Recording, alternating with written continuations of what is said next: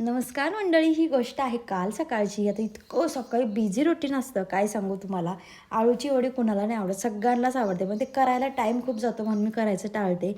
पण आपण नाही करणार तर खायला म्हणजे मुलांना कोण देणार. सायशा पण आवडीने खाते. मग आम्ही काल सकाळी आळूवडी करायचं ठरवलं आणि इतकं ऊन आहे, उन्हामुळे ते पानं असे कडाने सुकले होते, पूर्ण खराब व्हायला लागले होते. मग मी कात्रीच्या साह्याने मस्त हार्ट शेपमध्ये ते कापून घेतले आणि मग त्याच्या वड्या धुवून, मस्त पानं धुवून छान अशा वड्या बनवल्या. सोबतच एका गॅसवरती म्हणजे चपात्या करायचं काम चालू होतं, दुसरीकडे सांबर शिजत होतं. सांबर, भात, आळूवडी, वा खूप छान जेवण झालं होतं कालचं. सोबतच इंडक्शनवरती दूधसुद्धा तापत होतं. आत्ताच दूधवाले काका येऊन दूध देऊन गेले. तोपर्यंत वड्या तर उकडल्या, मस्त थंड करून घेतल्या आणि तळून घेतल्या वड्या छान अशा कुरकुरीत मस्त. संध्याकाळच्या शेंगदाणेसुद्धा भाजून मस्त सोलून डब्यात भरून ठेवले. आणि मग सायशाला नाश्ता करायचा होता, तिची आंघोळ वगैरे झाली. मग त्यासाठी शेंगदाण्याची चटणी आणि डोसा बनवला.